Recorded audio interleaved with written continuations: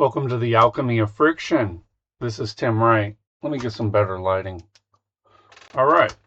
Uh, so, this is episode 6 of The Sixth Degree, The Intimate Secretary, and the episode is about trust and discretion. The theme is silence to justice. Now, just so you know, this is the video series for the book, The Dual-Headed Authority of the Scottish Rite, which is a book that's based on all the rituals of the Revised Pike Standard version. You're not going to get this anywhere else. And so the book lines with the ritual scripts of communication and the actual rituals, which nobody in the Rite has. I got lucky enough through a brother of mine to be able to study them, and I took very extensive notes, annotated notes, and then I was allowed to keep my notes, and then now I have created the Alchemy of Friction, which is essentially indistinguishable from the communication scripts and the ritual of the Scottish Rite as it's performed currently. I wanted to say that because, a lot of people think, well, this isn't real, this isn't something I can rely on. You can absolutely rely on this. And the companion book, which is based on the color schema and structure of the Rite. So the narrative of what is talked about as semiotics is already explained in the second volume. The book about the chromatic theology of the Scottish Rite. And I coined that term, so you won't hear about that from any of your brothers. But essentially what it is it's a usage of color to tell the story of the Rite as you go through. And there's other stuff too, like Essentia and Apparentia, which is a book I made based on some pretty secret information. And you can see that on my Patreon. I mean, if you're following me, thank you for the support. But if you're a subscriber, you'll be able to have access to the Omni Shelf, which my sites were created with. Any of the book sites that I've provided on my Patreon page are now to a dedicated kimpublishing.omnishelf.site.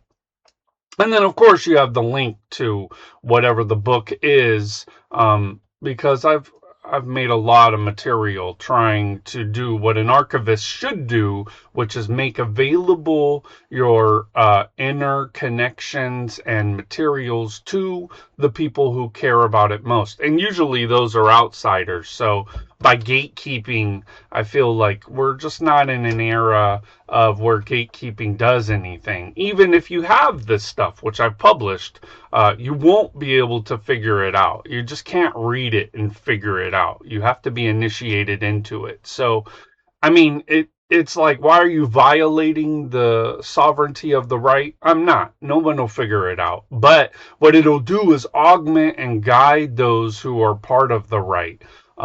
It'll be a deep meditative journey through each degree as you go through the Alchemy of Friction.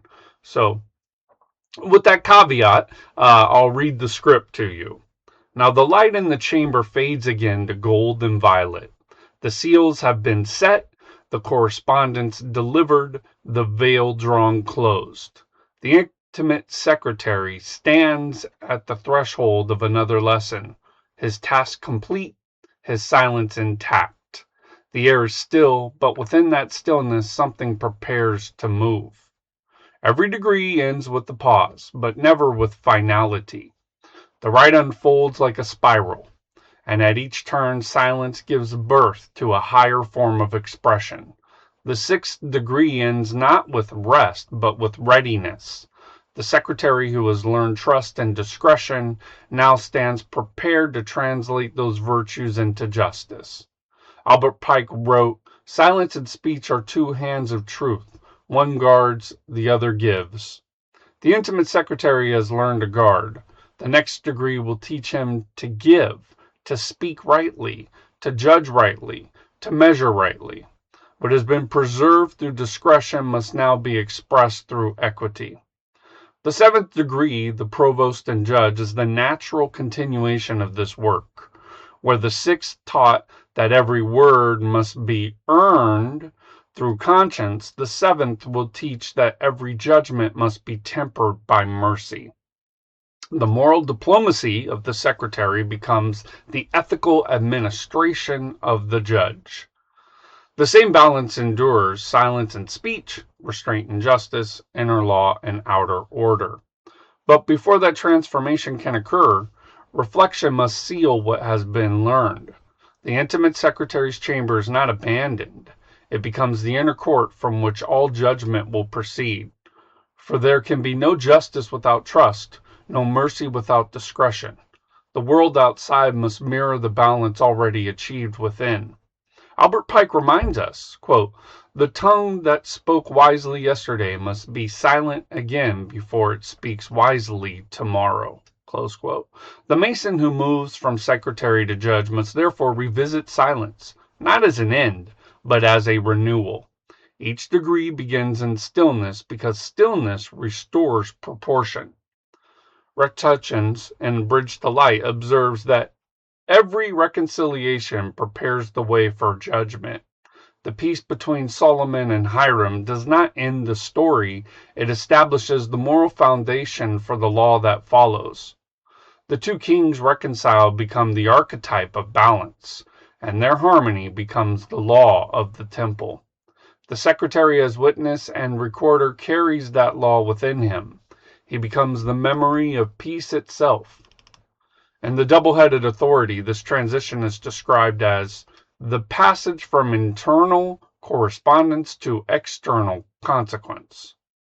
It's written, the secretary reconciles, the judge applies, one speaks to the heart, the other speaks through it. That phrase captures the entire rhythm of the rite. The inward discovery becomes the outward action. The private reconciliation becomes the public equilibrium. The Masonic temple, which began as a personal structure, now becomes a moral society. In the sixth degree, the Mason learned the sanctity of guarded truth. Now he must learn to release that truth in the world with proportion. The movement of authority continues.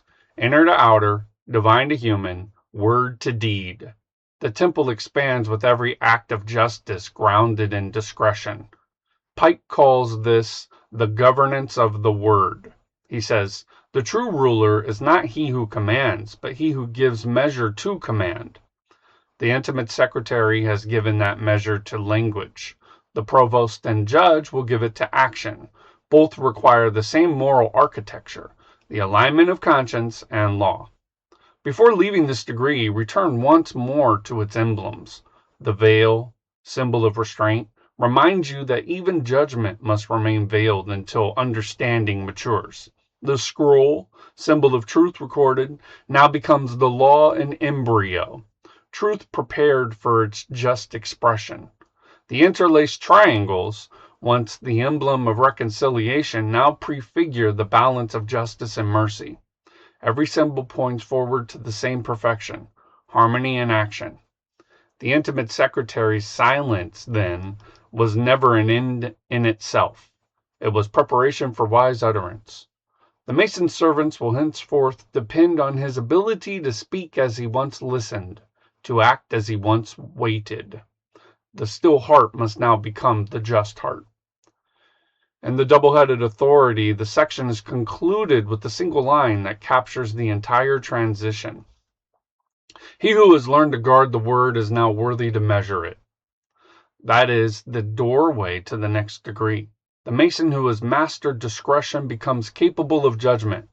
The one who has balanced secrecy and transparency becomes fit to balance justice and mercy. Let us imagine that moment. The lamps of the secretary's chamber dim to a single flame. The seals upon the scroll glint softly in that light.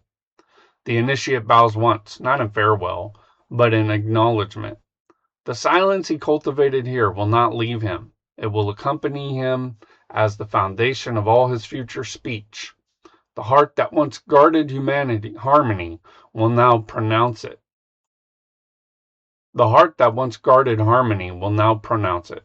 Albert Pike's words in return like a benediction. The Mason speaks only when silence within him has become a law. That is the charge of the intimate secretary and the promise of the judge who follows. So carry this degree with you as both memory and measure.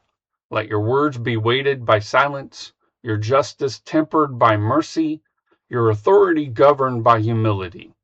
The reconciliation you witnessed in the chamber of trust must now live through you in every judgment, every conversation, every act of fairness. The intimate secretary departs his veil of silence not as a keeper of secrets, but as a guardian of proportion. His discretion has become his foundation, his trust the mortar of all that will be built upon it. He walks forward into the next chamber ready to speak as one who has earned the right to be heard. The lesson is complete, but the harmony continues. The silence of trust becomes the voice of justice. The correspondence between kings becomes the law of the temple. And the Mason, ever faithful, continues the work, the architecture of balance that has no end. Thank you.